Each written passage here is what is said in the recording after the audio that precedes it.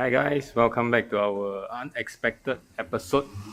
Because after about 400 kilometers of riding, the coolant starts leaking. You can see the damage here. And then what we need to do now is have to remove the cover again and access what's wrong and then try to remedy it. So we can see that it's accumulating. The leak is still dripping and it's quite severe. So we need to take out the cover. We are not sure whether the radiator is hit or whatnot.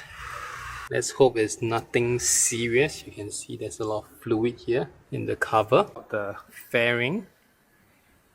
Okay, here is a little bit wet, this part here. So I suspect it's a leakage.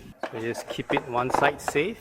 We will have to inspect this and see what's wrong. Interesting. Okay, you see a lot of leak residue here.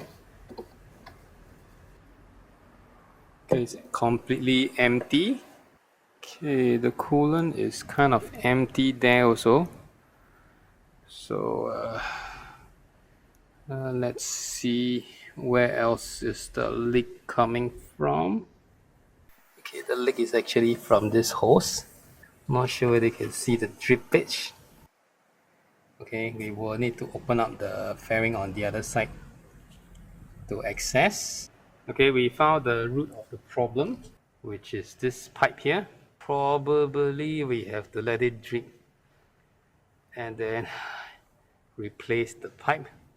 The hose has a hole, so probably it will take another few days to get the parts to refix it. So I think the pipe is broken. Okay, there's a breakage at the pipe. You see that the leakage is very severe. Probably it's due to all the wear and tear. The hose get rigid and then it breaks. I mean, it's an 11 to 12 years old bike, so I mean, they're bound to be wear and tear lah.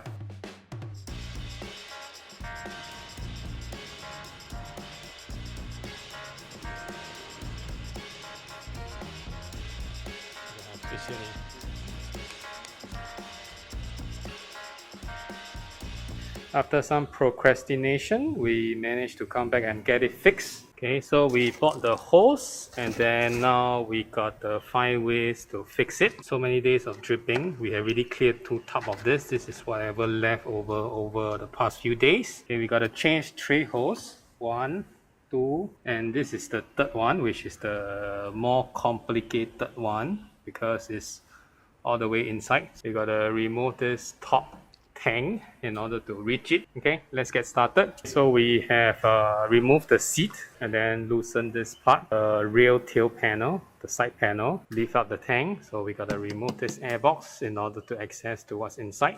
Okay, so you have a bolt here and then we gotta unclamp it from here. We gotta unclamp it away from the throttle body. So you gotta untap all these hoses. Okay, so thereafter we can pull out the airbox, okay, and release the air sensor clip as well. Okay, so we just keep the airbox at one side.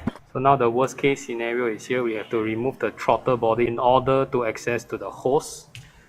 So now we are loosening up the throttle body. Okay, let's see how we gotta lift this over. After removing all the fuel injector clip, the top clip, the sensor clip, and also the throttle cable, so we managed to lift the throttle body upwards. So we will identify where the hose actually is attached to.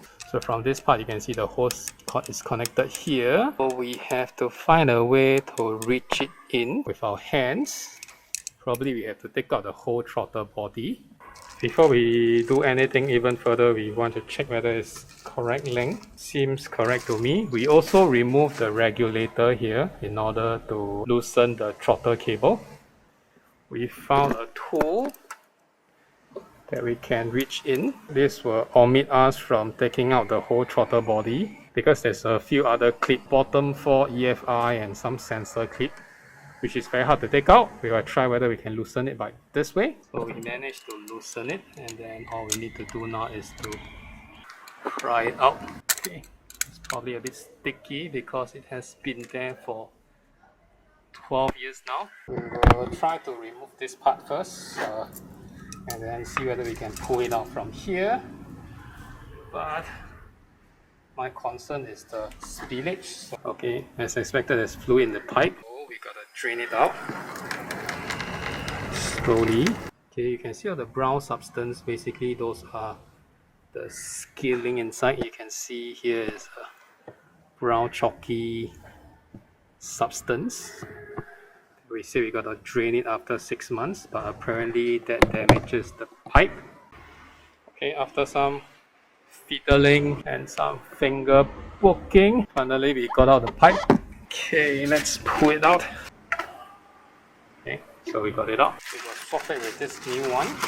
So we match the orientation of these two pipes, and then we just fit them accordingly. Okay, we stuff in the new hose. Slot this in first, and then stuff it in. Okay, and then tighten it. Slowly but surely we squeeze it in. Make sure it's tilted line where my thumb is, where the previous hose was. Finally squeeze in. So what we need to do now is tighten this, so when pressure builds up, the hose doesn't shoot out and break off. Then we also tighten here, make sure it's tight. We have cleaned back all the clips, all the throttle position sensor, all the EFI. We also have installed back the regulator. Okay, we have fitted in all the airbox component in. So now we can close the tank, and then we can move on to the lower pipe. Okay, now we have to replace this inner tube, so we will take out from the top. I suspect there's some water inside, coolant, but not too sure because it's been dripping from here for the past few days. Not sure whether there is excess, but we remove here and then followed by this one. We will use the same technique. We loosen here and then we try to pull it from this end. So we drain it.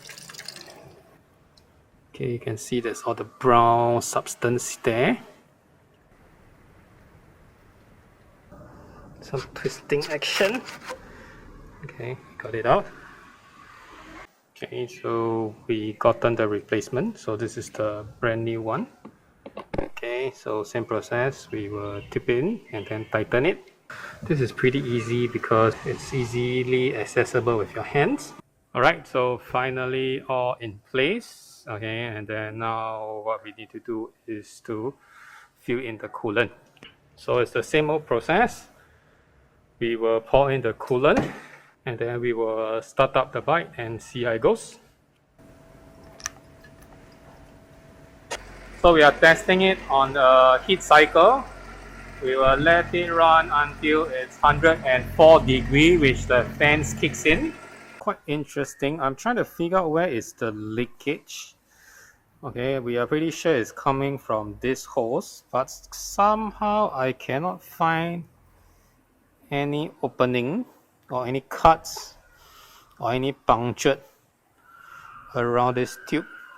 We suspect it's somewhere here before the arc.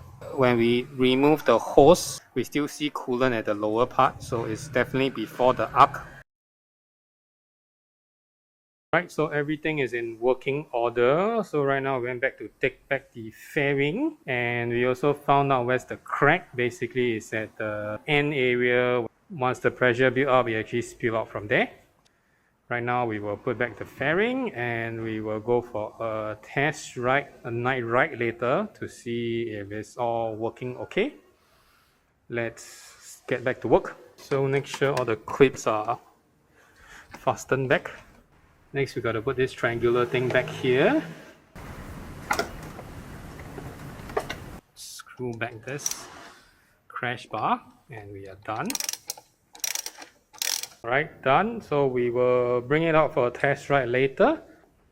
So likely what happened on the next video, we will change the fork oil because you see that the preload is already maxed out and we are near bottom. I have never tried on a very hard braking. This is just intermediate braking and it's almost bottom out. So we gotta change the fork oil. If the next video is not about this oil change, then probably something went wrong. Alright guys, thank you for watching this video. See you on the next one. Bye bye.